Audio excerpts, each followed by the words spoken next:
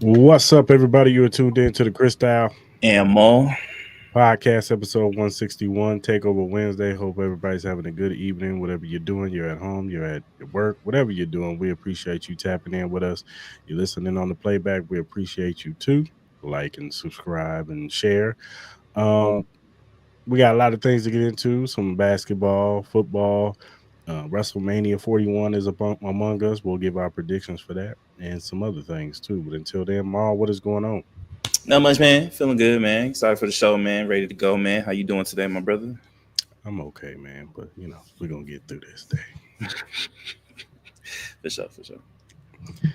All right, man. Let's recap the WNBA draft, man. It went down on Monday. Um, we all knew who was going to be the number one overall pick, which was Paige Becker. She went to the Dallas Wings. The French player Dominique Malunga, she went to the Seattle Storm. Sonia Cintron went to the Mystics. They had back-to-back picks actually. Sonia Cintron and Kiki EFN both went to the Washington Mystics. Um, Another international player, I think her name is Justy Josie. She went to the Golden State Valkyries. That's their first ever pick. So this was their first inaugural pick. Then the Washington Mystics had another pick. They had Georgia Amore from Kentucky, point guard. The Kentucky Sun, or Connecticut Sun, had back-to-back picks. They had Anisha Morrow and Sonia Rivers. Los Angeles Sparks got Sarah Ashley Barker. Chicago Sky had two back-to-back picks. Asia Savika and Haley Van Leith. And Dallas Wings had another pick in Asia James. Uh, the Aces didn't have a pick in the first round, but they did pick in the top of the second round. They got Leah Nye, and they also drafted the young lady from Harvard, Harmony Turner. So, what was some things that stuck out in this draft for you, sir? Obviously, congratulations to Paige for being the number one overall pick. Obviously, it was well deserved. We all knew what the outcome of that was going to be. So I'm really excited to see her in Dallas. And it'll definitely help that fan base out there. They're still reeling over the Luca situation, and I know it's not going to be comparable, but I think Paige can maybe heal a little bit of those wounds, while she's over there. But I'm really excited to see Dominique Malonga from France, up in Seattle. We know that fan base. Seattle Storm's kind of going through a little bit of transition. They traded Jewel Lloyd and all that. Sue Bird has retired. So to get that kind of a phenom, and if you haven't seen her, my God, man, she is a talent. You know what I mean? Tony Parker kind of says she's the female Victor Wembanyama, and I could kind of see it. If you watch her tape, you kind of can see it. So I'm really excited. Duncan. Yeah, she out there. Yo, just watch her tape. Just look her up. Like you'll see. I'm also really excited to see Sarah Ashley Barker go into the Sparks. I watched the one game where she ended up getting like 40 plus points against Maryland. I'm really excited to see her pair up. Obviously with my girl Kelsey Plum, we got Cameron Brink over there. She's gonna add just even more offensive firepower to that backcourt. That's gonna make them pretty formidable. Let's see how well she can produce. But I'm really excited to see what the Aces did. Aaliyah Nye, I'm really excited with that, and then I'm also excited with them getting what's her name, Harmony Turner, with the Aces as well. So two scores. The two people who can create offense for themselves with this team. So hopefully that'll add depth to the Aces. I think that was one of the key problems with them last year. They the couple times that we did win the WNBA championship, we had the depth. We didn't have that last year. So hopefully this will help with the Aces getting that. And for everything that happened with us not having a first round pick, I was pretty pleasantly surprised with what they were able to do. Mm-hmm. The biggest surprise, one of the big surprises is TCU player Sadonia Price. She went undrafted for off court concerns. There's a whole lot of mess in that. I ain't gonna get into it. Read up Well, I on it. didn't even know she had off court Just concerns. read up on it. That's all I'm gonna say. Ain't gonna get all into that. Maryland player who played really good in the tournament, Cheyenne Sellers. She's the second pick that went to the Golden State Valkyries. She's really good, so she'll be a nice little tandem with the first pick that they pick with Juicy Joyce, who that girl can shoot. I watched a little bit of her tape. That girl can shoot. Mm-hmm. Um, Bree Hall, I think she went to the Indiana Fever, so Mm-hmm. she's teaming up with Caitlin Clark over there. So yeah, a lot of people, Katina Pow Pow went to Atlanta Dream. So shout out to her, man. She got drafted in the second round. And I think it was another player from what's her name, Sonya Fang. Where did she go? I forgot where she went. Sonya Fang, she went to let me see. She went to the Sparks.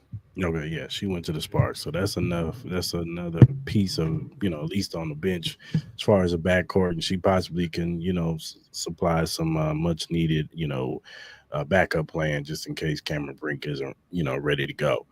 Um, but overall, like we said, this isn't a star-studded draft, but this is more so a draft that teams can get depth, I think.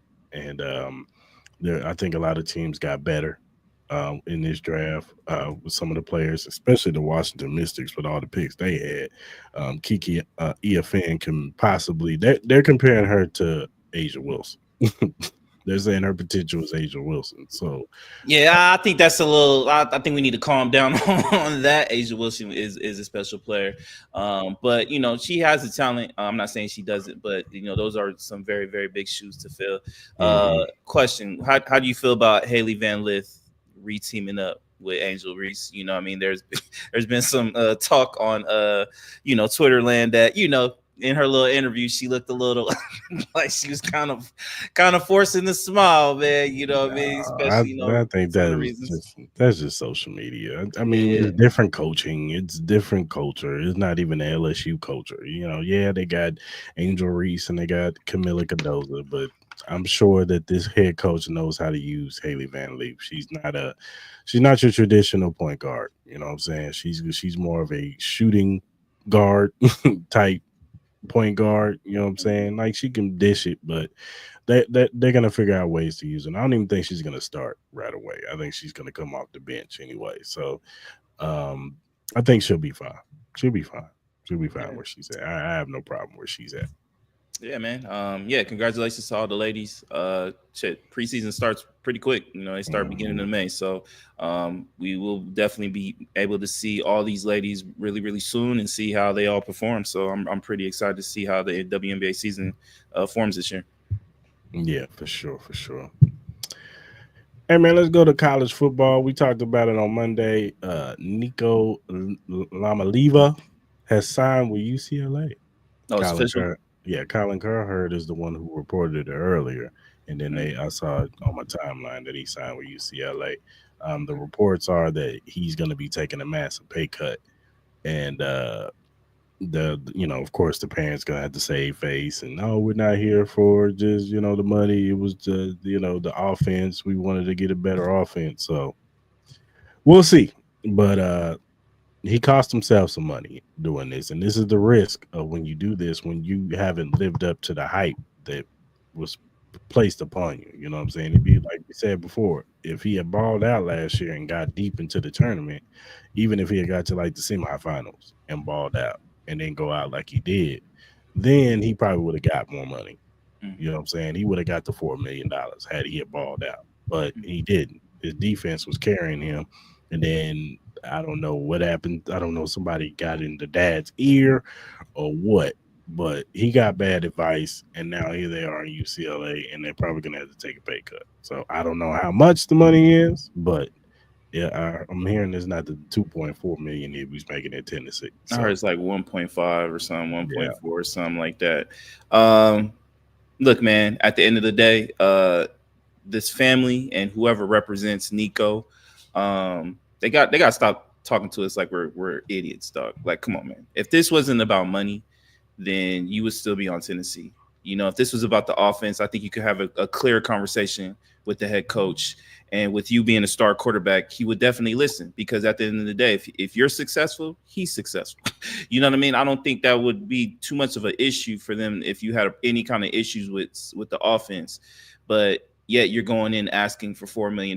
Like, make it make sense. But at the end of the day, I think Nico, good thing for him that he was able to get to UCLA. I know there was been a lot of reports where a lot of teams were kind of pulling out. A lot of people were kind of thinking like maybe he was kind of being put in this like blackballed situation where a lot of coaches and a lot of colleges were kind of like show players like, yo, we're not doing this. So congratulations to him, that he was able to get a position, a spot. But you know what I mean? It's tough. It's tough. I don't know if this is a win for him. You know what I mean? Obviously his play will do all the talking for him this year. There's going to be a lot of expectations on him this year. It's going to be a lot of pressure. He might be the most pressured player in college sports heading into next year because people are going to expect him to perform. If you're going to ask for this kind of pay increase, you better be in Heisman talks. That's all I'm gonna say. You better have UCLA competing in a tough Big Ten. You know what I mean? Like you're not going to a Pac-12 where it's offensive heavy. You're going to a tough Big Ten conference where you got Ohio State, you got Michigan, you got USC, you got Oregon, you got all these great teams that are in there. It's your opportunity to shine, my brother. You know what I mean? Like we all talked about it. Big Ten is pretty much the premier college conference right now. So you put yourself in a prime spot. If you can perform, you can shut everybody up with whatever decision that you make. But it's going to be tough. So, all eyes are going to be on him. Yeah, for sure. I wish the kid the best. Absolutely. Yeah, I mean, you see how you thought the talent pool was bad because the word was that he asked the administration, coaching staff, or whatever to go into the transfer portal and look for wide receivers. So you think the wide receivers was bad in Tennessee? I don't know what you think he was going to get in UCLA, brother. I hear him, but at the end of the day, it's not like Tennessee didn't have the talent, though. You know what I mean? Like it just don't make sense to me. Like you're in a position where you've been there for a year. Yes, you didn't perform well in the second half, but you did have some success. We all expect your development to grow. Tennessee was one of the favorites in the SEC to be competing for an SEC championship heading into next year, which is how deep the talent was. They were a young roster last year. So like, what are you doing? Now you're going to UCLA, and I'm very curious to look at their schedule, but I would not be surprised if their schedule is probably tougher than what Tennessee might have to go through, depending, obviously with the opponents. But it is what it is. I'm not going to put too much on Nico. He's still a young kid, but I would say his advisors and his father need to, kind of reel it in on as far as like expectations on what you guys want to have control over. At the end of the day, this is Nico's career. You don't want to damage it. There have been plenty of reports where NFL teams are looking at Nico in a different kind of light. I'm sure, teammates at UCLA, they're going to look at you, I'm sure they'll be welcoming, but they're going to still look at you a type of way. You know what I mean? Like you were willing to leave what you established there at Tennessee. What would you do here at UCLA if things don't go your way? You know what I mean? So it's going to be a lot of questions about his character, fair or not fair, but it's just the reality of the situation and what his representation has put him in this position. So I wish him all the best. You know what I mean? I have no ill will to him. Like me and you have both said, we're all about anybody getting their bread. Get your bread, but just do it in a more proper way where it doesn't make you look bad and potentially hurt your career. Yeah, for sure, man. All right, man. Let's give our top 5 NBA players with the most pressure going into the playoffs, man. Okay. You want me to go first, or you go first? Yeah, I'm gonna let you go first. All right. I'll start at number 5. I'll go number 5. I'll go with Anthony Edwards. I think Anthony Edwards has some pressure on him, especially with obviously with the whole Karl Anthony Towns trade. He does have a big opponent, obviously with my Lakers, but I think there is some pressure on him. I don't think it's too much. I think he has been performing pretty well, but I think people will give him a pass this year, but there'll still be pressure. Number 4, I'm gonna go Draymond Green, and I say Draymond Green just because he made that idiotic statement. Me personally, when during the All-Star game, saying that the Warriors are going to win the championship, like I'm all for confidence, but keep that in-house. You just pretty much put a big target on the Warriors' back, so he needs to perform. There's going to be a lot of pressure on him for sure, just because of his mouth. So hopefully he can catch that. Number 3, I got James Harden. Obviously, Kawhi Leonard and them and everybody, as far as like with Clippers, they have been performing really, really well. This team is very dangerous. We all know if Kawhi stays healthy, we all know that he's going to perform in the playoffs. The big thing is, can James Harden finally step up? There's been a lot of occasions where when he was with the Houston Rockets or the Oklahoma City Thunder, where he just didn't step up in the playoffs. That's been kind of his, thing on him, on his resume, that he just doesn't perform in big spotlights and big playoff games. So he's going to be a big key for the Clippers if they're going to make a big playoff run. Obviously starting with the Denver Nuggets. Number 2, I got Donovan Mitchell with the Cleveland Cavaliers. I think Donovan Mitchell and the Cavs are in a very pressurized situation. This is another year. We've seen Donovan Mitchell have big years with Utah, and they haven't been able to be successful in the playoffs. And the same with the Cavaliers. Last year, this is a big year for them. They've been the number 1 seed in the East for probably majority of this year. There's no reason why they can't compete against the Boston Celtics. So he's going to need to perform. And then number 1, I got to go with my boy Shai Gilgeous-Alexander. It's going to be a lot of pressure on him as well. He is the preemptive best player in the league. He's going to get the MVP award. And then Oklahoma City Thunder have been the best team all year. They've beaten the Celtics. They dominated the Celtics. They've dominated the West. There really are no excuses for him. Now, I will also put Jalen Williams in there too, to pair him with Shai, because Jalen Williams is going to be a big key, because we all know Shai is going to perform, but they need that second scorer, and Jalen Williams is going to be huge as well. So I'll probably put him and Shai as number 1. Honorable mentions, I got Luka Doncic. Obviously, I think he'll get a pass this year, but we know the pressure is going to be there in the coming years. And then Jason Tatum, I think all the noise, obviously he did win the championship last year, but I think with everything going on, Olympics and him, saying people doubt him and all that type of stuff. Jaylen Brown winning the NBA Finals MVP. I think he's going to put some pressure on himself. Not saying it's a necessity, but, people will be talking. It's Jason Tatum. So, yeah, that's my list. All right. I'm going to go with number 5. I'm going with Jalen Brunson. This was supposed to be the next year. They loaded up. They got all these players. I know Tibbs runs them to the ground, but I think it's still, but this is Jalen's 3rd year, 4th year with the Knicks. Yeah, I think 3rd. Yeah, 3rd. Yeah, I think it's 3rd. Man, we need some results, buddy. We need some results.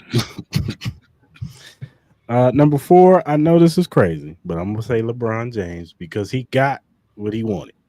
He got Luka Doncic, and the Lakers have been playing really well lately, and they've been looking like a top NBA contender. So, hey, man. This is where you're supposed to show up.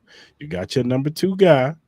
It shouldn't be and you got your team around you. Austin Reeves and Rui and all these guys. There's good role players that's around you. You got the team that you wanted. You need to show up in the playoffs, sir. That's all I'm going to say. I'm with you with James Harden. When we cashing in, player, you got a good team around you, brother. You got one of the best coaches in the league. When you going to cash in, fam? Or are you allergic to championships? Then I'm with you with Donovan Mitchell. They're number 1 in the Eastern Conference. They've been looking like the best team in the East all year. And Donovan Mitchell's been balling out. It's time to cash in, player. At least make it to the finals, man. You know what I'm saying? That's all I'm asking. And then I'm with you with Shai Gill, man. We've been saying Oklahoma City Thunder has been the best team with the past 2-3 years. Yeah, at least last 2. I would say last 2. It's time to cash in. It's time to cash in. Y'all have built this team up. They've been saying the Oklahoma City Thunder coming. They coming. This is the year. Come on, man. Y'all number 1 seed. Y'all should win the championship this year. You got the MVP on this team. It's time for Shai Gill to show it in the playoffs. It's cool regular season, but we need to see it in the playoffs, sir, to put this team on your back when they need you and make those crucial shots like the greats do. You know what I'm saying? So I think he has the most pressure. For sure. I like the list. All right, man. Let's do our BetUS Surefire picks.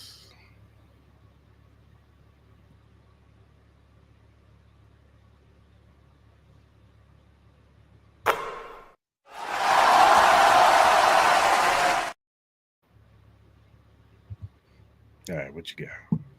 All right, man. So I did when I did write these down, I was in the premise of today. So I would have put these in way before these games started because I did do the two games, basketball games that were today.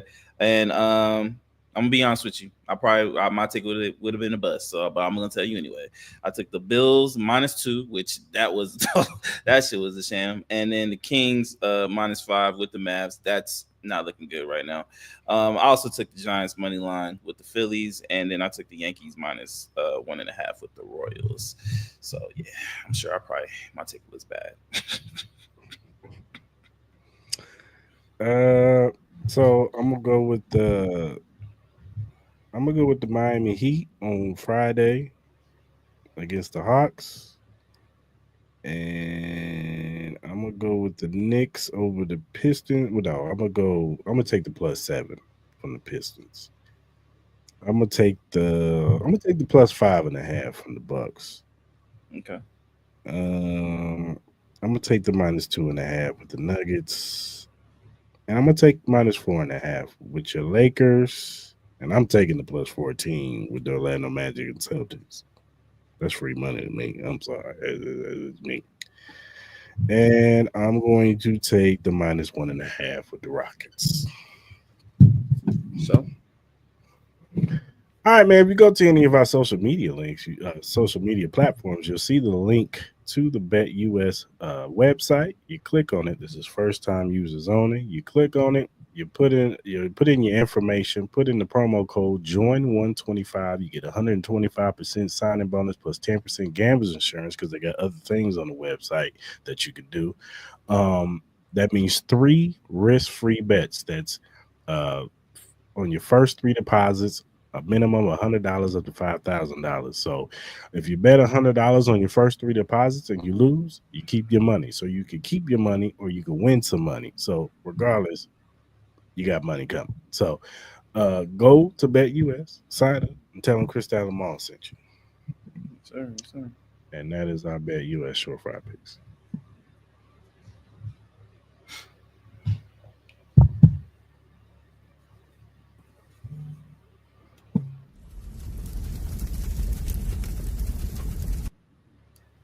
Uh,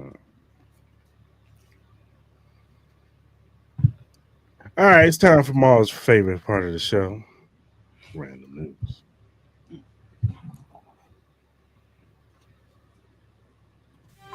It is now time for Maul's random news. Yes, sir. Yes, my favorite, time, Chris's favorite time, I'm sure I'll put a cheer in my man's face. You know what I mean? Seems like he had a rough day. So we'll see how it go. Started off. R&B Radar. They listed their male R&B Mount Rushmore. Wanted to get your opinion. On their Mount Rushmore, they had Teddy Pendergrass, Marvin Gaye, James Brown, and Babyface. Do you agree with this Mount Rushmore? And if you don't, who would you take off and who would you add on? This is R&B. R&B. That's what they have. Yep. I don't agree with the list, respectfully, because I think James Brown was a little bit more soul music than he was R&B music. Me too. I do believe that. Yeah. Babyface, I'm not mad. I get it. Babyface is one of the legends, icons. I'm not taking none away. He's one of the better producers, R&B producers too, composers, all that. So if you want to say Babyface is on the Mount Rushmore, I'm not mad. I ain't gonna argue with you. He's just not on mine. Who be on your Mount Rushmore? Let's go with that. Obviously, we don't agree with this one. I'm get R. Kelly. I gotta put R. Kelly on the list. I'm sorry. I agree. I know. Don't explain yourself. You I don't know need what to he explain did. yourself. R. I know what Kelly's he on the did. Mount Rushmore. He is. I agree. He's on I'm mine. putting I'm putting Usher on the list. I'm putting Usher on the list. Okay. Okay. Okay. Um, this is where it gets tricky. I put Chris Brown on the list. Okay. Chris Brown. Okay. Put Chris Brown on the list. Okay. Number 4. Who would be number 4? I know I'm missing somebody.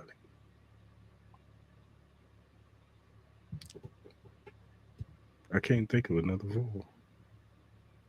Mm, yeah, I agree with R. Kelly. Usher, I'm not mad at it. I'm not mad at Usher. Chris Brown, I'm not mad at Chris Brown. Um, I would I'll probably put Marvin Gaye on the list. I would probably say Luther Vandross. I personally probably would say Luther Vandross. I don't know Luther. Um, I'll probably put Luther. That's just me. But I obviously it's a quick thinking. Obviously, we could probably use a little bit more time to do that. Maybe one day we can really get down on that. Next up, news is out. PlayStation 6 console generation will include a standard console and also a portable one. According to leaks, it's rumored to release around late 2027, 2028. The portable PS6 will be a little bit less powerful than the PS5. And also, the also will probably launch with the main one. So, what are your thoughts with that? How interested are you in the new PlayStation? And would you probably get the portable as well?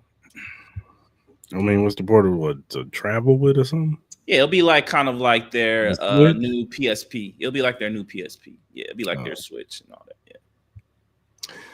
Yeah. I mean, it's PlayStation, so I mean, I know it's gonna be dope, but just more money out the pocket. Yeah, how much do you think this will cost? $5,000. You had to 5,000. Yeah, you keep doing these terrorists and shit. Yeah, it might be $5,000 for that motherfucker. I don't know. I'm excited for it. I'm very curious to see. I'm definitely curious to see how graphics are on that and performance. But next up, it seems like there are rumors out there. Don't know if this is confirmed or not yet, but it seems like they found their new Harry Potter for their new Harry Potter series. Seems like it will be a black man that will be playing Harry Potter. What are your thoughts? Obviously, there's going to be noise. A lot of people love to hold their fictional characters true to heart. Do you have a problem with this? And what is your excitement level for Harry Potter? Do you even like Harry Potter? Listen, and this is crazy to me because I actually like movies like this, but I've never seen that one Harry Potter movie. What? You have not seen one Harry Potter? Bro, you need to watch Harry Potter, bro. Harry Potter is legit, bro. Harry Potter is very, very legit, bro. It's really legit. I haven't seen that one movie. You should watch one. Just watch one. Watch one. I guarantee you won't stop, bro. Harry Potter's legit, man. I love Harry Potter, man. So my sister is a diehard of Harry Potter. She loves that shit. So yeah, this has no bearings on me. Shout out to the brother who's a Harry Potter guy. Okay. Next up, Ironheart is announced that it will be premiering June 24th on Disney Plus. What is your thoughts on that? And that the chick that's the black Iron Man. Yeah, I think it's the darker version of Iron Man. Darker person. I mean, look, man, I don't really be watching them shows on Disney like that. Marvel shows. Nah, you don't watch none of them. I like Daredevil and stuff like that. I'll watch that, but some of this stuff just be watered down to me. Yeah, you feel like it's getting oversaturated a little bit. It's just, what are we doing? What's the end game? No pun intended, but what's the end game here, man? I feel you. Next up, McDonald's has announced that they are bringing back their infamous snack wraps. Everybody's excited. So I wanted to ask you, out of any fast food restaurants, what is a food menu item that they may have took off that you would want to be brought back?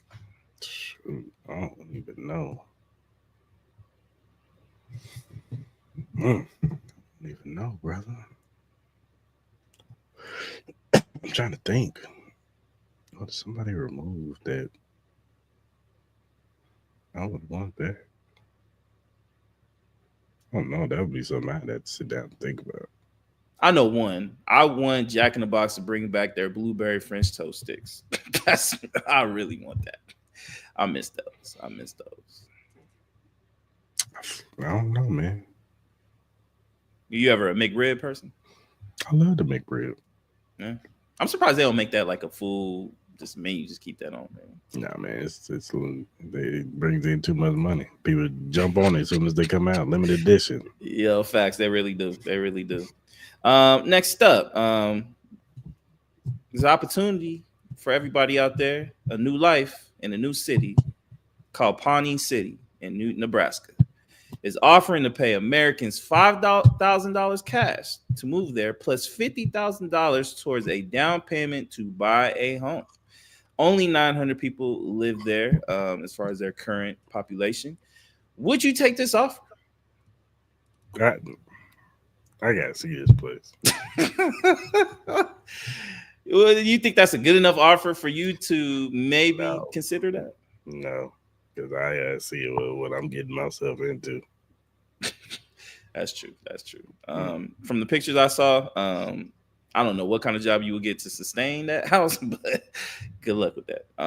Next up, Rashad McCants made a comment on Gil's Arena show saying that the duo of Nikola Jokic and Russell Westbrook scares him way more than the pairing of Jimmy Butler and Stephen Curry. Do you agree?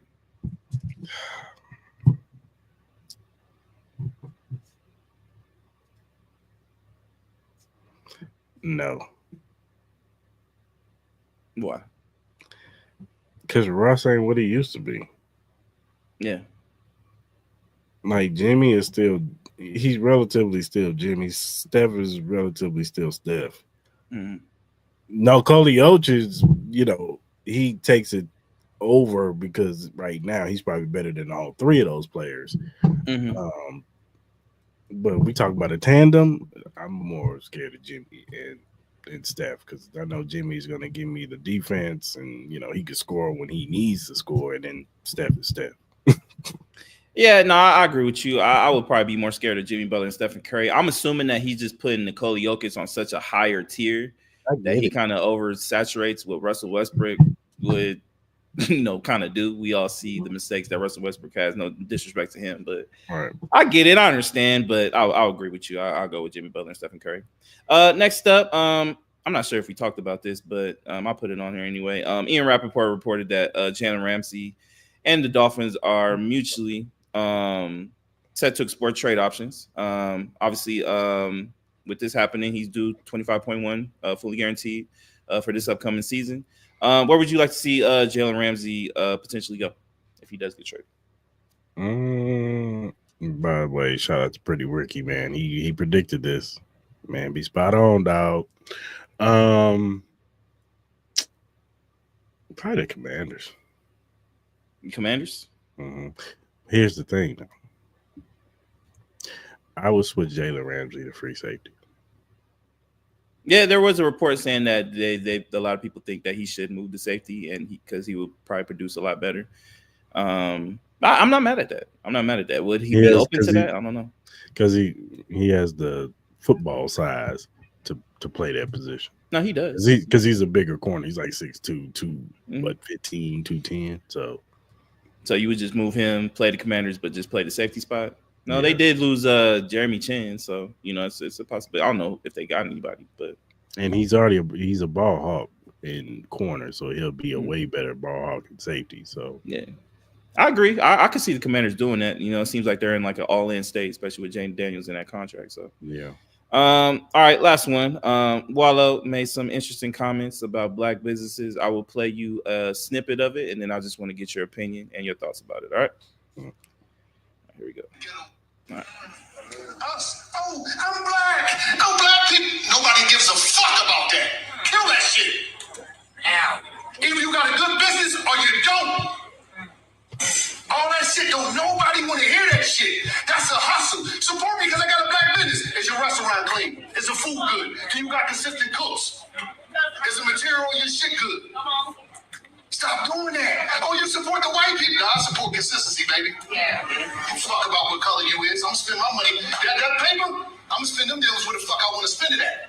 Whether it's Porsche, Ferrari, I'm gonna do what the fuck I want to do while I'm here. But I'm gonna tell you one thing, I ain't gonna be finessed off some black shit. But one thing about it, 70% of you motherfuckers is not going to make it. I'm not no motherfucking fake-ass motivational speaker that talk this dumb shit. I'm the #1 nigga in the country. You know why? Y'all seen me come out of the penitentiary. I make millions, and I make millionaires, baby. You understand me? I come from the ghetto. So that was his kind of comments about supporting black businesses and stuff like that. So I just want to get your thoughts, man. What are your thoughts on what Wallow said right there? I mean, I understand where he's coming from. Just because you're, a black business, that's just the first part of it. Okay, yeah, you have a black business. Are you conducting good business? You know what I'm saying? Is my dollar worth me spending on your business? You know what I'm saying? If I see reports that you're not conducting good business, then I don't care if you're black, white, green, purple. Bad business is bad business. You know what I'm saying?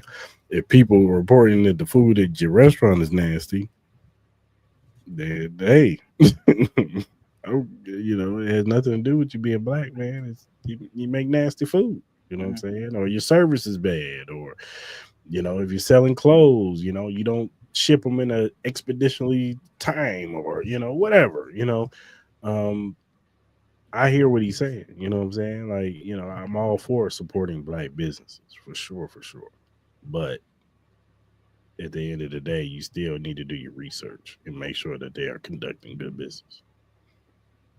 Nah, I think what he was really trying to say in a sense is obviously like with any business, you want to make sure there are proper practices, that it's a proper business being ran, that you're not getting gypped out, whatever service or whatever it is you're purchasing.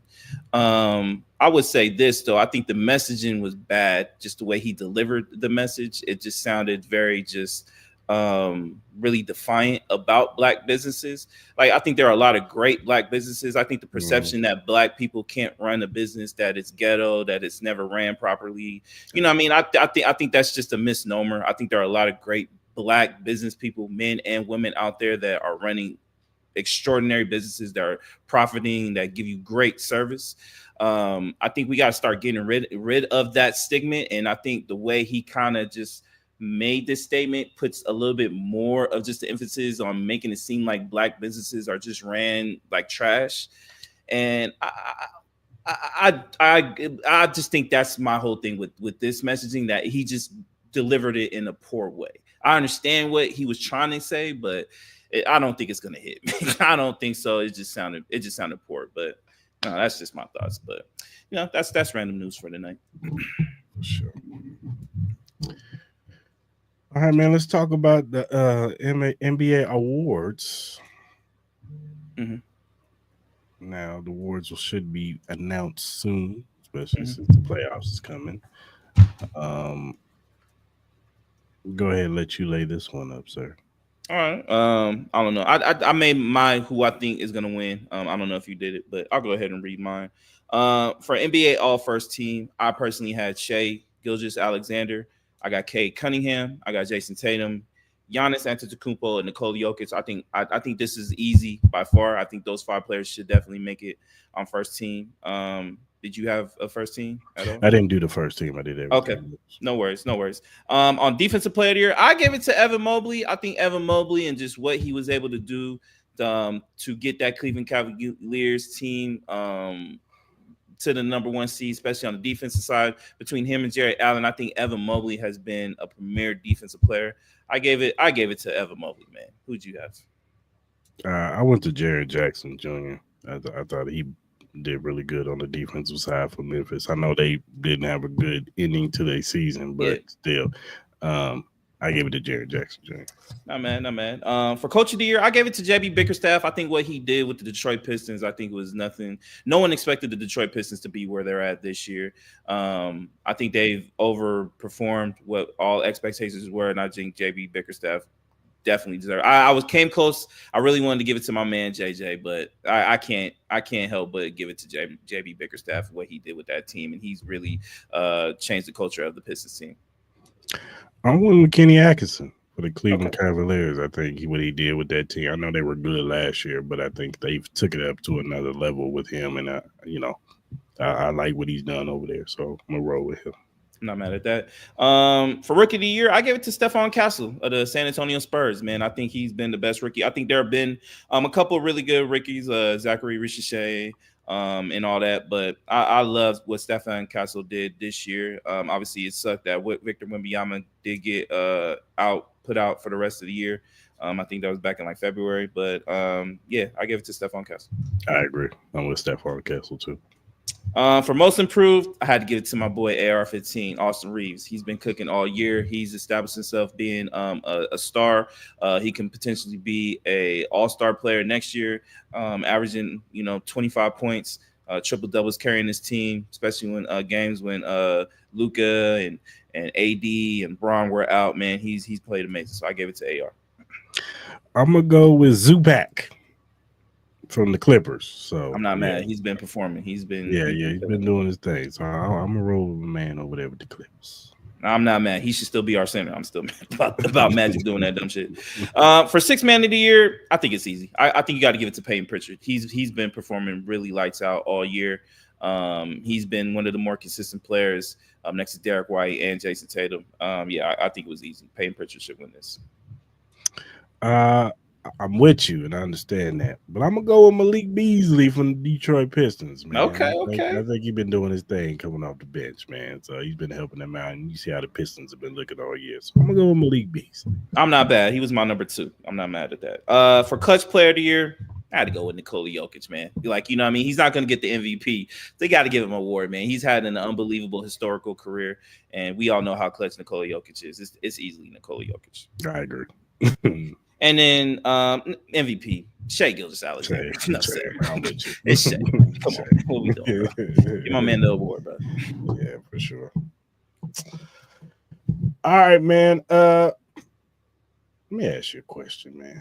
Because they was talking about this on the Joe Budden podcast. It made me think, I wanted to ask you, do you think Swizz Beatz is a top 5 hip-hop producer? Do I think Swizz Beatz is the top 5 hip-hop producer? I'm going to say no. I do not think he is a top 5 producer. Because in my mind, personally, I would probably have Kanye. I'll probably have Kanye in the top 5. I'll probably have Dre in the top 5. I'll probably have Jay Dilla in the top 5. No matter. I would probably have Alchemist in my top 5. Not mad at that either. And Neptunes. I'll probably have Neptunes in my top 5. So that'll be my top 5. My top 5, I actually have Swizz Beatz in my top 5. I just think he's delivered way too many anthems for us. Yeah, I feel you. In the early 2000s, or late 90s, early 2000s, mid 2000s, he's been around and he's still doing it. Mm-hmm. And the shit that he's done for DMX, The Lox, Eve, and then not just that, but Jay-Z and countless other artists. I put him in my top 5, but of course my number 1 is Dr. Dre. He's always going to be number 1. I just think Dr. Dre he's created a sound on the West Coast that not many could duplicate. They tried, but they just can't. I love DJ Quick and what he does, but I got Dr. Dre. I got my unsung hero, unsung producers that don't get enough love to me, but they put a sound out there that's timeless, and that's Organized Noise from the Dungeon Family. They produced a lot of shit from Outkast, Goody Mob, and countless other. They gave us countless other hits. So I gotta give love to Organized Noise, and I agree with you with Kanye West and Alchemist. Yeah, man. I just think with like, don't get me wrong. I think Swizz Beatz has made a lot of great anthems, but it's just like I personally can't put him over No ID. Me personally, I can't put him like, you got cats like Timbaland. We ain't even talk about Timbaland. You know what I mean? My thing about Timbaland is he's made some dope hip hop beats, but I think his bread and butter is R&B. I feel you. I always thought he was a better R&B producer than he was a hip hop. Yeah, I feel you. You got cats like Manny Fresh. Yeah. You got cats like Eric Sermon. You know what I mean? So DJ Premier. Yeah, DJ Premier, Hitman. It goes Metro Boomin. You know what I mean? He's probably one of the top producers in the game as far as like in the new age, you know what I mean? Where I think he's definitely climbing as far as the ranks, you know what I mean? Rick Rubin, you know what I mean? Jermaine Dupri. I would probably have Swizz Beatz over. Would I have Swizz Beatz over Jermaine Dupri? I don't know, man. He's made some hits, man. Jermaine Dupri. But see the thing about Jermaine Dupri, I think about Jermaine Dupri the same way I think about Timbaland. Like I think he's made way better R&B stuff than he has Yeah. made hip hop. Like he's made some dope hip hop tracks, but I just think his bread and butter has been R&B. No, I feel you. And yeah, I just said in my heart, man, I just know what my ears love, and you know what No, I I mean. hear Like you. Jay Dilla, I think Jay Dilla is one of the greatest of all time. And what he was there to do. We all know what Kanye is, even with his crazy antics that he's going through now. Like even the little snippet I saw like a couple weeks ago of the beat that he made, man, it's he does some iconic shit. You know what I mean? And then we all know the impact of Dr. Dre and what he meant to the West Coast, and putting a lot of those guys on the map and putting West Coast rap music on the map, making it more mainstream and commercialized. You know what I mean? So yeah, it's no disrespect to Swizz Beatz. Obviously, he gave us a lot of stuff with Rough Riders and all that stuff like that. And you know, I love Rough Riders. It's like one of my favorite, you know, groups, like hip hop groups of all time. You know what I mean? We didn't even talk about Havoc and what he did with Mobb Deep and stuff like that. You know what I mean? He, you know, he did a lot of great stuff. It's a lot of great producers, you know what I mean, that he has to go up against that gave us some all-time. You know what? Classics, you right. Because you know who I'm taking you know who I'm taking Swizz Beatz off the list for? Who? Either Just Blaze or Ninth Wonder. Yeah, you know what I mean? We ain't even talk about Ninth Wonder. We ain't even say Just Blaze. Like, bro, like no disrespect to Sweet. Even though he kicked Just Blaze's ass in that verses, but still. Yeah, but you know the verses it's just different. You know what I mean? Yeah. And you know, like Swizz Beatz, like they're like they definitely are more impactful as far as like the hearing of it. You know what I mean? Just an aesthetic Just as far Blaze as like makes better music. Like his is more. Yeah, for sure. You know what I mean? Because if it wasn't for Just Blaze, it wouldn't be no Justice League. Absolutely, it would be no Justice League. And you know what? It's kind of sad because you know what I mean, we did talk about Metro Boomin and what he's been doing. Like there are some you know, producers that are out now that are, you know, that are killing it, obviously. But it just shows the consistency in what hip hop was. We named all those guys. Those were all from the 90s and the 2000s, man. And just the consistency of rap music and great hits that we used to get. We don't get that as much as we do. Now, there are cats that make a lot of great beats, but a lot of these beats now are pretty much flips of old beats that we used to get back from the 90s and the 2000s that really are hitting as far as like in mainstream songs. You know what I mean? So, it's just crazy. You know what I mean? I just wish we got a little bit more creativity in there. RZA. I don't forget about the RZA. Yeah, RZA. Like that's what I'm saying. That no disrespect to Swizz. Like he probably could be top 10, and it still might even be tough with that. Yeah. But I would feel more comfortable putting him in the top 10, but top 5, I just can't see it, bro. Like he's not coming close to any of those top 5 guys. At least the ones I've personally. He ain't coming close to Neptunes. I'm sorry. He's not coming close to Kanye, Jay Dilla. He's not coming close to Dre. You know what I mean? Like he's just not. I'm sorry. It's just no disrespect, but it's just the reality of the situation. Now you're right, man. Yeah.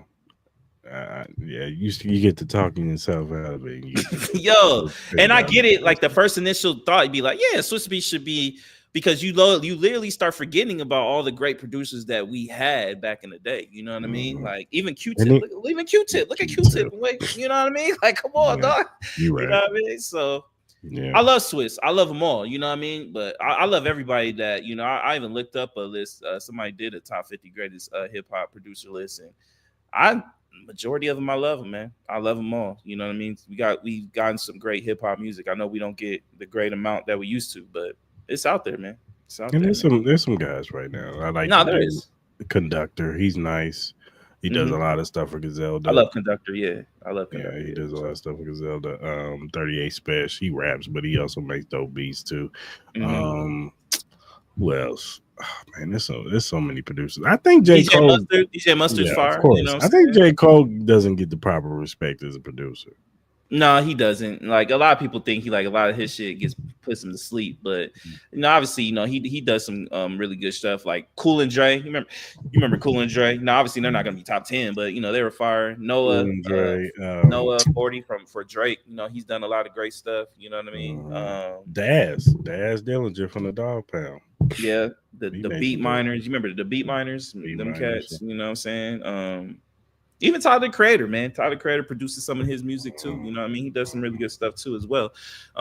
It's been a lot of we've been lucky to get a lot of these great producers that we've gotten in our lifetime. I think as far as like in music, man, I think me and you pretty much grew up in the golden era of hip hop. You know what I mean? Golden era of R&B and hip hop. So yeah.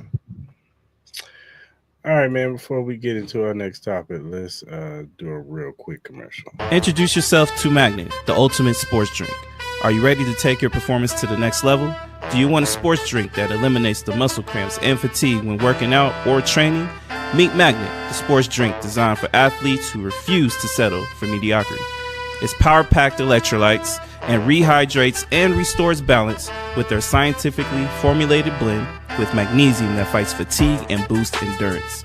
It has natural ingredients made with real fruit extracts and no artificial colors or flavors because your body deserves the best. It has delicious flavors like mixed fruit and watermelon that keep you revitalized and ready for action. It will boost your performance with essential vitamins and minerals. Magnet fuels your workouts, helping you crush your goals. Join the Magnet movement whether you're training, competing, or simply staying active. Magnet is your go-to refreshment for peak performance. You can order it now on our direct link at drinkmagnet.com. Also, use promo code Cris and Mall to get $5 off your purchase. So don't wait. Again, that promo code is Cris and Mall to get $5 off your purchase. Get Magnet, push your limits, fuel your passion.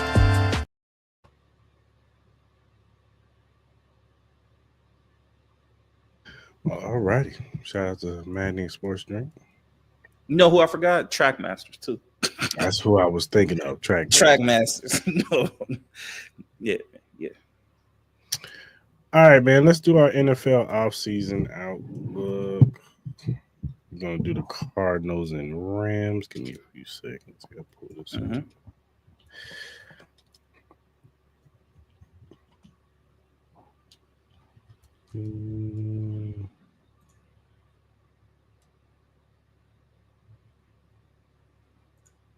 Not the Rams. You're supposed to be doing my bad. You're supposed to be doing the Cardinals and the Seahawks. My bad, good people.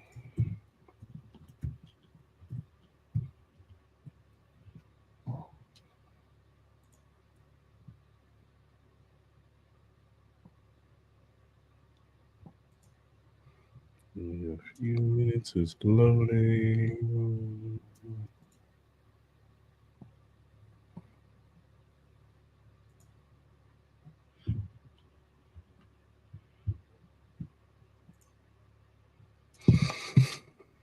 Come on, yep.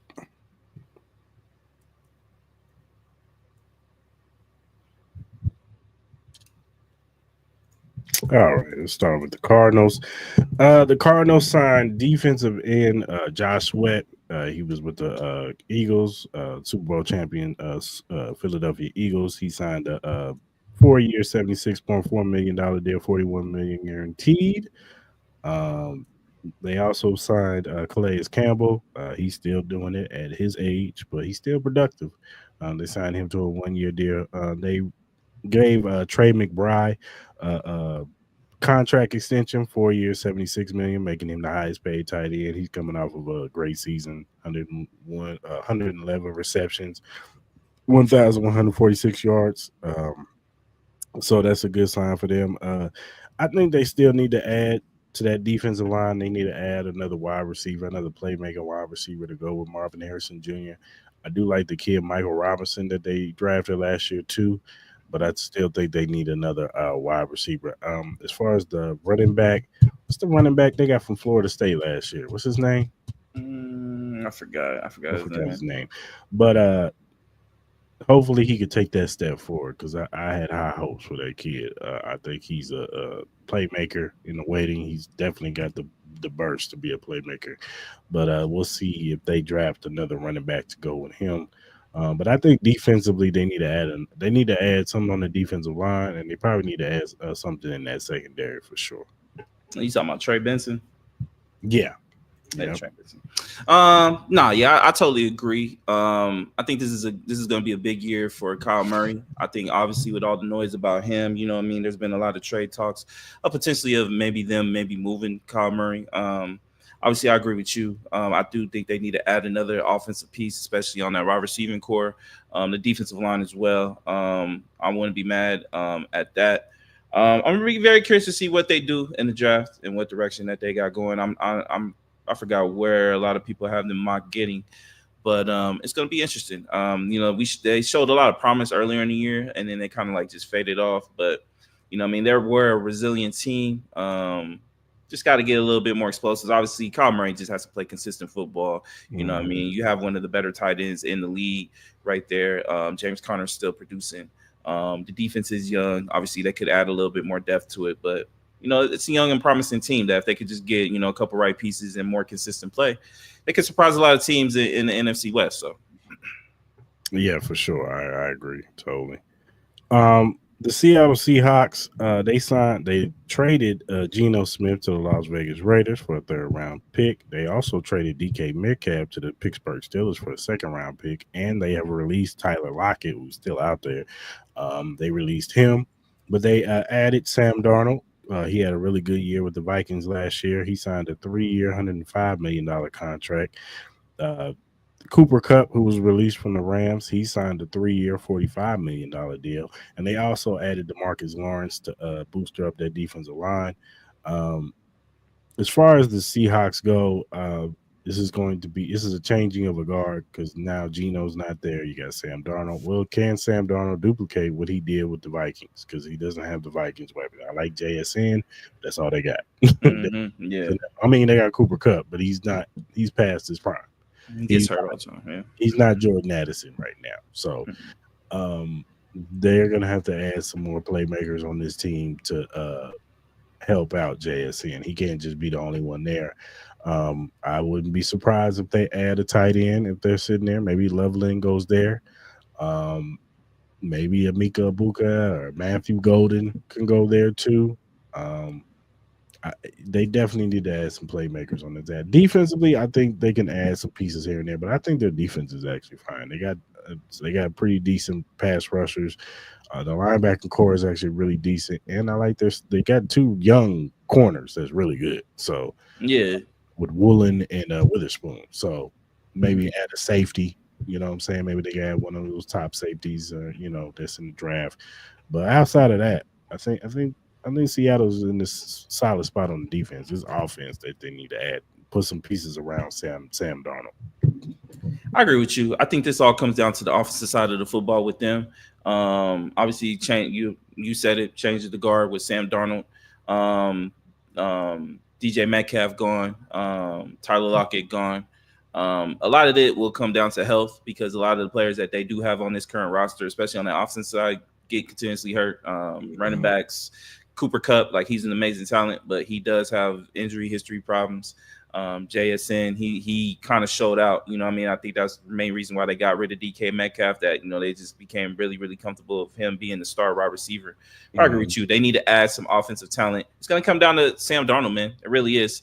It's really, if he's going to be able to process this offense, he doesn't have the slew of weapons that he has. You know what I mean? Like, Jordan Addison ain't there. Justin Jefferson ain't there. Aaron Jones ain't there. You know what I mean? Like that offensive line is a little bit different. Not, you know what I mean? So we'll see. You're not playing in the dome no more. You're playing outside in cold weather. You know what I mean? So we love Seattle, but it can get a little rainy out there, and we've seen him perform some in New York, and it didn't go well. So I was a little bit surprised that he decided to choose to go to Seattle, but at the end of the day, you're going to go where they're going to pay you at the end regardless. So I wouldn't be surprised Seattle is the 4th team in this division. I could see things going bad, me personally. I agree with you. I think this defense is pretty good. You know what I mean? I'm not saying they not going to be in games, but can they score enough points, man? I think that's going to be the big key. Can he get JSN the ball? Because we know if you put it in JSN's hands, like, this offense can be really, really explosive. And if those 2 running backs, Charbonnet and Kenneth Walker can stay healthy, they could do some as well. But they've all had problems. Both of those guys have had problems staying healthy. And I wouldn't be surprised if they had a running back.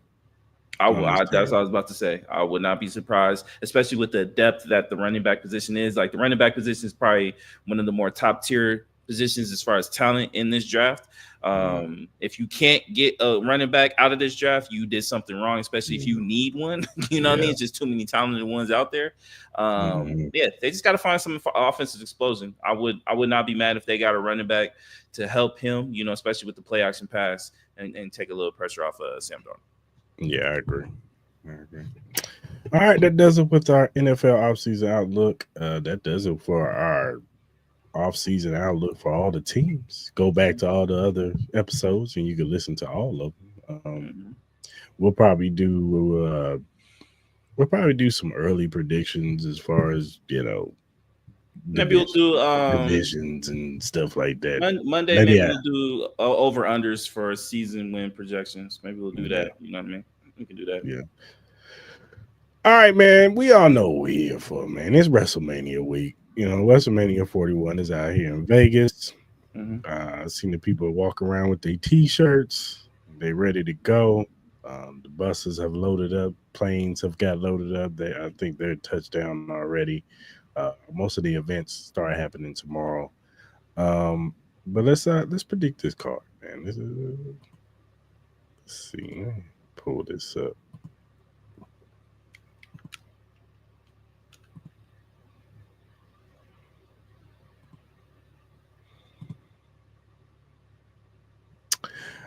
All right, man. So it's already been confirmed that Gunther and Jey Uso will be the first match to kick it off. They will start that off with the World Heavyweight Championship. I know a lot of wrestlers have said that if they're not in the main event, they'd rather kick it off. So this makes sense. I think I'm still sticking with my guns. I'm gonna go with Jey Uso beating Gunther, finally getting the title over him. I think that somehow, some way, something's gonna happen to where Jimmy's gonna come out, possibly help him out. Not too much help, like hit Gunther and, you know, knock him out, but something's gonna happen. Maybe Gunther's homie, what's his name? I always forget dude's name. But his partner in crime might come out and try to help him out. But I at the end of the day, I think Jey Uso prevails, and, you know, he becomes the world heavyweight champion. I agree with you. I'm gonna go with Uso. I think with the way the storyline was, you know, kind of progressing as the weeks gone on, it just seems like, you know, the whole point was to, you know, make Uso crack. You know what I mean, and get this new kind of like side of him. So, you know, Gunther's this, you know, badass that, you know, seems unstoppable. I think they're kind of building it up for him to win. So I'm agreeing with you. Next up, we'll do the World Tag Team Championship. Look, I'm not really too much. The interest level for me in this match is not high because of the build-up. We talked about it on Monday. But I do have the New Day beating the Royal Raiders. You have to cash it in. You made them heel. They have to get rewarded for making the heel turn. So I think that they should be the tag team champions. One thing that I would think that would be dope, if they really want to like do a all shit moment, is have Big E come out and help them and he turns heel. Now that would be crazy if the whole New Day is healed and Big E helps them out. So, but I don't think that's gonna happen. But that would be dope. But I do think the New Day is gonna be the new tag team champions. Yeah, I agree with you. I just think what was the whole purpose of them turning heel? Obviously, this whole build up. I don't know what the purpose of this match is anyway. But for them to get the title, I would assume. I'm gonna rock with you though. I'm not really too familiar with the other guys, the other tag team. So Royal Raiders are dope. They dope. I've never seen them yet. Yeah, I'm not really familiar with their game. I'll do the World's WWE Women's Championship. Look, this build up has been bad.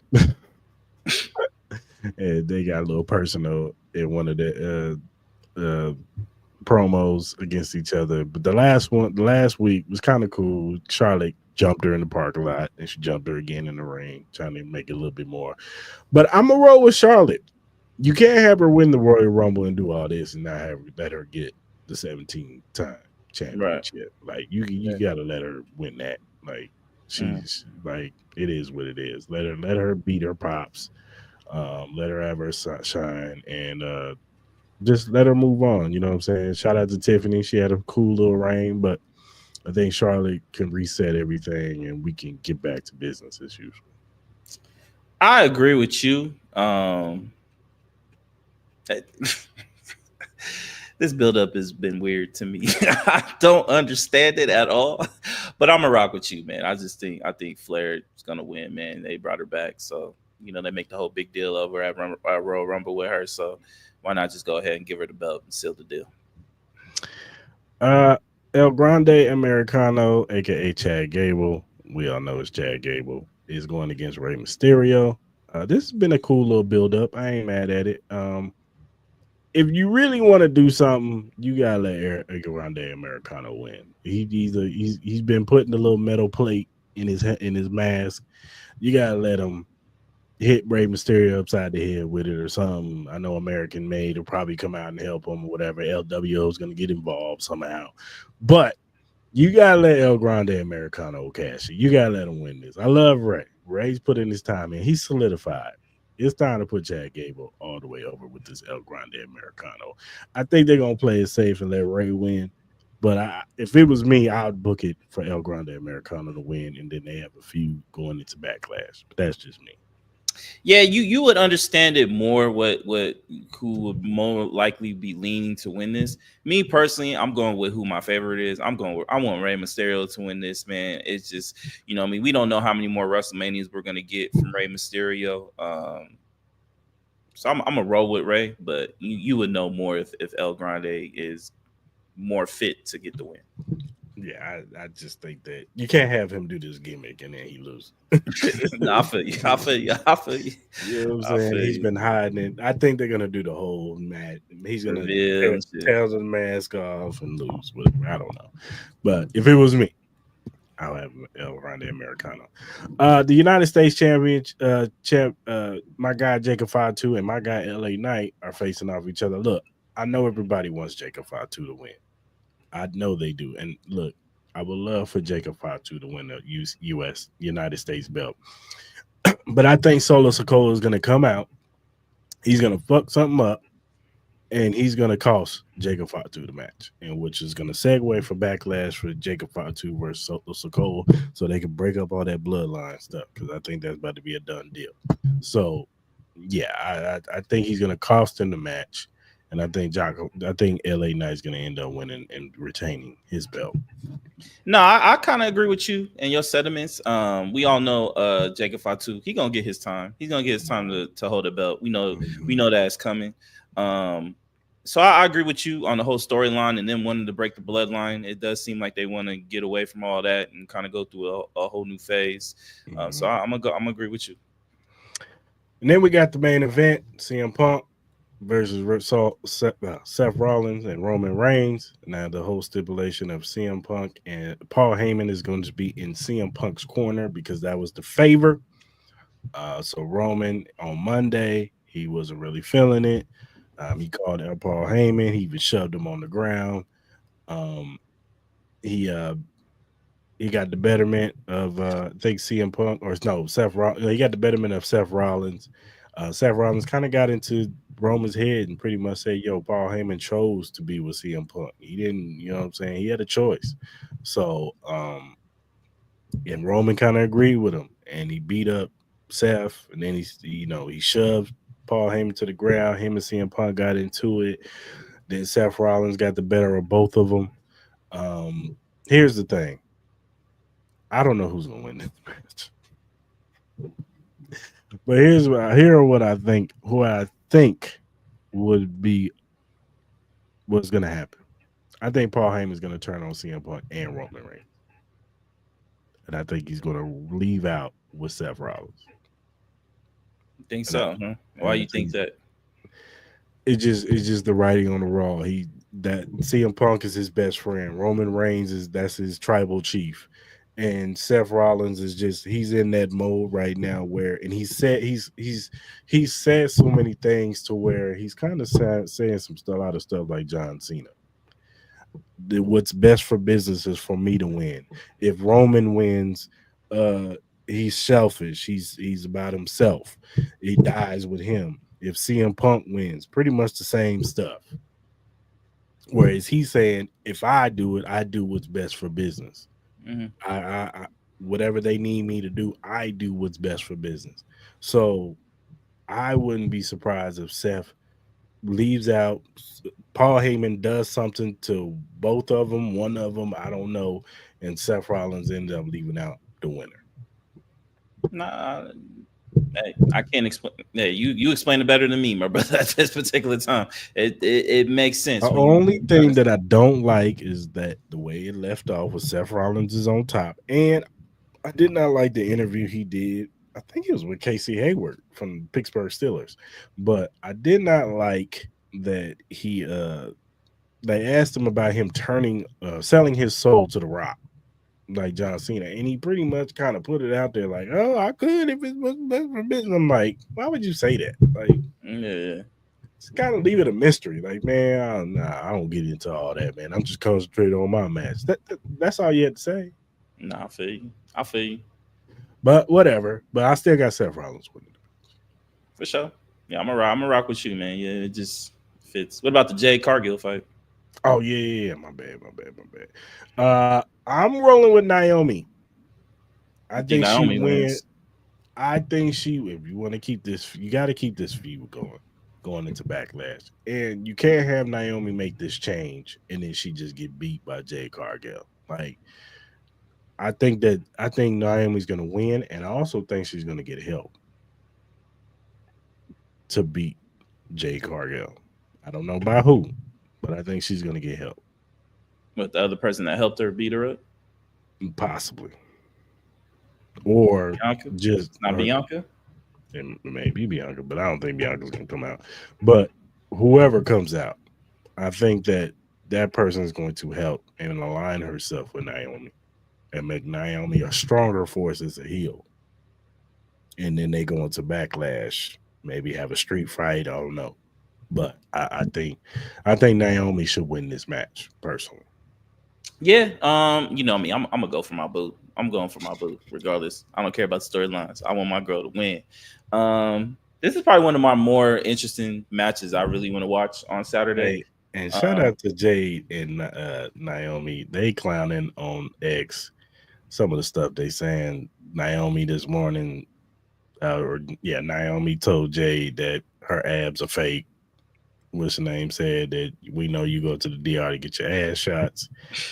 And Naomi said the only ass shots I'm getting is from Big Jim. Shout out to Jimmy Uso. All right. No, for sure. All right.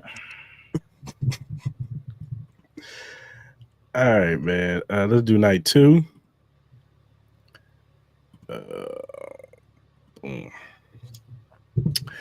All right, man. Let's start with the women's tag team match. I have a feeling that Bayley and Lara is going to win this match. You know how I feel about this match. I feel like they just threw these two together, but I've thrown them together in this short amount of time, and they ain't going to win it. So I'm rolling with Bayley and Lara to win the tag team championships. Yeah, I'm gonna go with you. I don't know what the significance of this. I don't know. I'm not really too familiar with the storyline. You did say they kind of just threw this thing together. So I'm gonna rock with you. Then I don't understand the purpose of the match. The Sin City Street Fight. Damian Priest, Drew McIntyre. Personally, I think Drew McIntyre should win this match.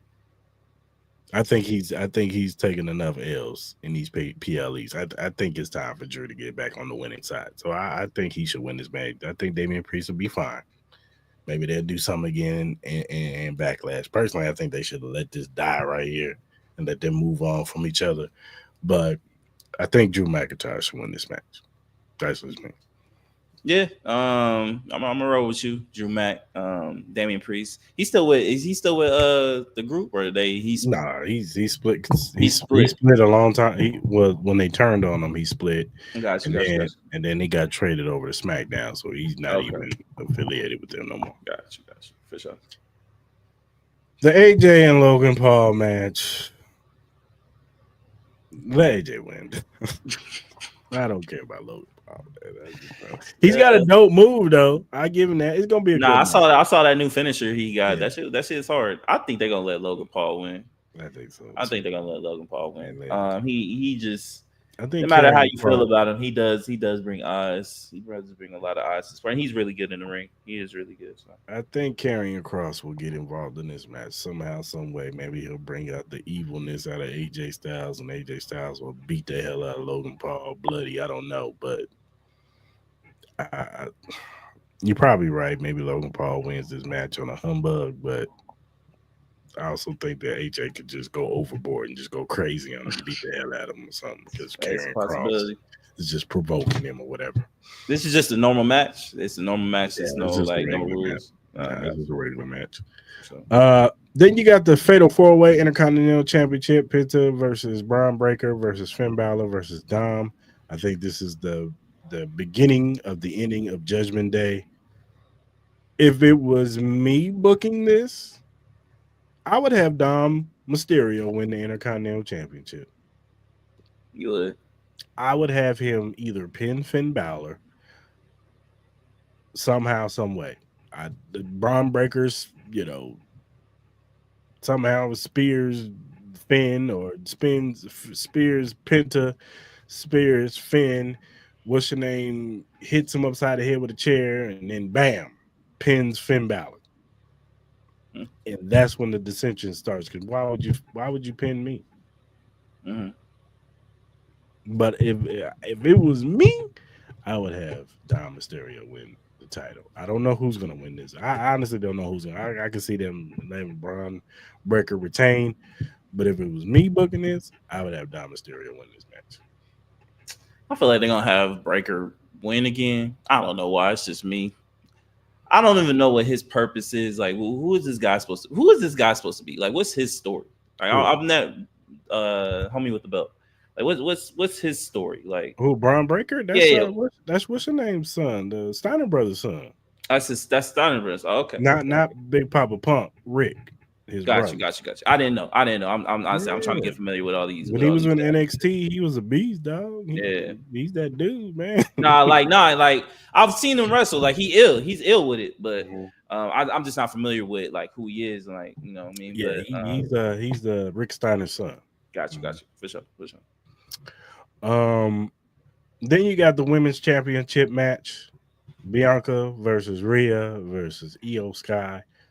I think Io Sky is going to retain this belt. I think Rhea Ripley's going to do something to mess it up. I wouldn't be surprised if somehow, some way, Jade Cargill or Naomi or somebody distracts Bianca Belair. Oh, like they come out. Mm-hmm.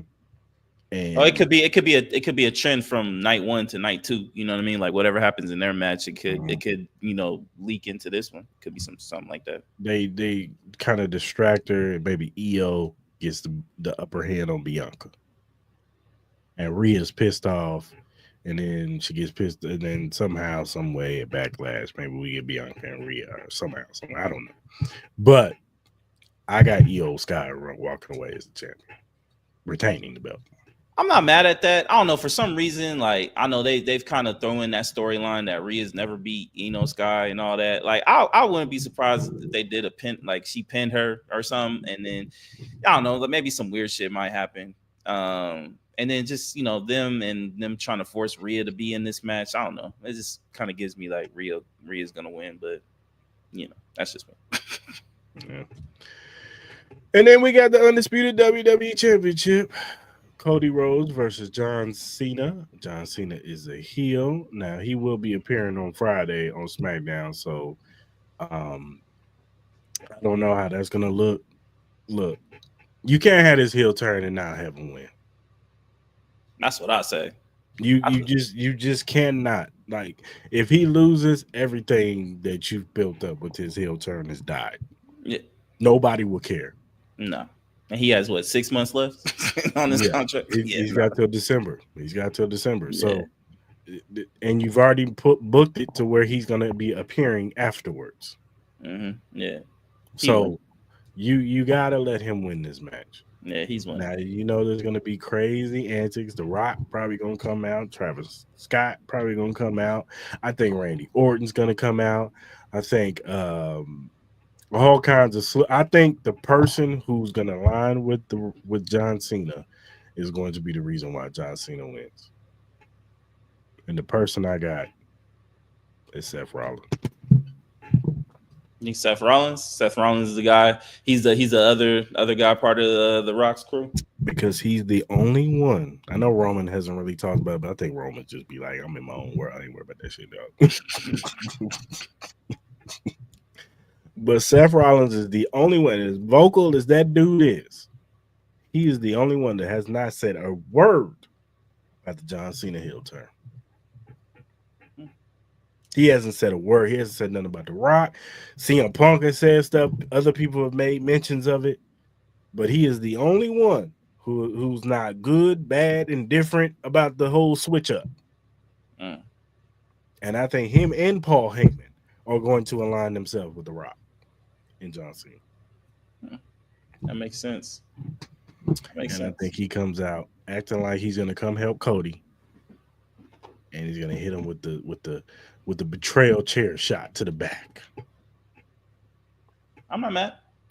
I agree with you on the premise that I think John Cena's winning. Mm-hmm. I've been thought that. I'm like, yeah, you ain't doing all this for no reason. You know what I mean? So, and then eventually they'll have their rematch and Cody will get the belt back before he retires. And then another thing I forgot, Randy Orton. We're gonna find out on Friday who he faces on Friday, I think. I know they added Solo Sikoa in this. I think him and Solo Sikoa should just have a match on Friday. Let him beat Solo. I think he should RKO Nick Aldis one more time. To where Nick Aldis is like, man, I'm tired of you, dog. I'm about to put the boots on your ass. I'm about to whoop your ass. I'm about to whoop your ass on Sunday, dog. You playing with my name, dog. I know I'm a GM now, but I did get busy at one time. So Randy Orton's supposed to fight at WrestleMania? Yeah, because KO he ended up hurting his neck, so he had to get surgery. So he's gonna be out for like 2 years. So damn. So that match had to get squashed. So now they're trying to look for an opponent for Randy, and they've been playing on this. Randy has RKO'd Nick Aldis twice. He RKO'd him like a while ago, and then he RKO'd him like 2 weeks ago. And Nick Aldis was pissed off, and everybody's thinking, oh, they're going to have a match. And then Solo Sikoa came out, and it was like, okay, I guess they're going to do you Solo to be the sacrificial lamb for Randy to beat or whatever. But I think he should just face him on Friday and just beat him. And then Nick Aldis comes out, and he's like, I still need an opponent for WrestleMania. And he's like, look, I can't find you nobody. And then bam. And then Nick Aldis is like, you know what? I'm sick of you, dog. You playing with my name. And we get Nick Aldis versus Randy. Makes sense. Because Nick get busy now.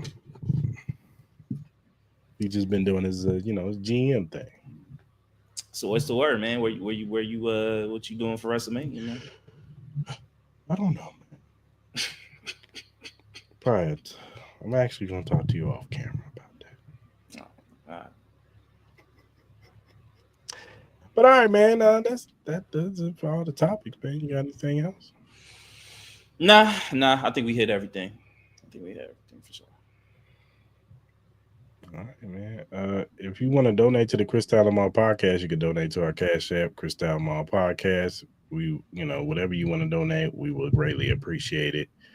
Whatever streaming platform you use, whether it be Spotify, Apple, Google, Amazon, iHeartRadio, whatever you use to listen to your podcast, the Cris Tallamall Podcast is available. First time watch on YouTube, hit that subscribe button, that like button, that notification button.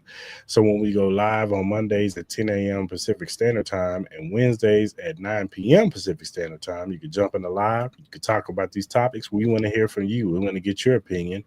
How you feel about what we're talking about. If you agree with us, disagree with us, hey, we want to hear it. Especially you guys in the playback, all the comment cousins, all the comment people. Go ahead and hit us up with what you think too. Mm-hmm.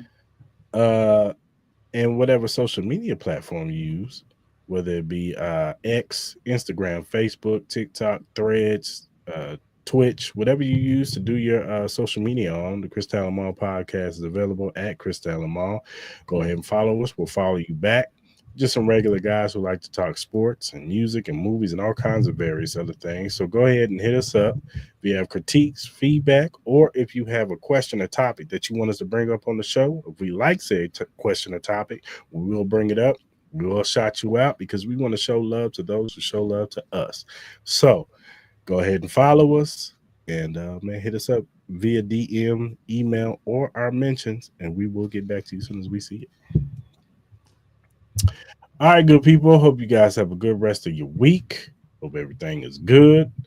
Enjoy, if you wrestling fan out there, WrestleMania, enjoy yourselves wherever if you're going there, if you're watching it with some friends or whatever.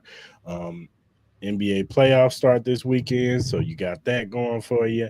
And yeah, man, we'll be back. Happy Easter. Happy Easter to everybody. You know what I'm saying? And we'll be back on Monday, man, to recap everything, man. And don't forget, next Thursday, watch party, NFL draft, first round. We're going to be doing it. So, live. We're going to have special guests on, talk about their picks and all that good stuff. So, tap in with us. Yep. But until Monday, we out. Yes, sir.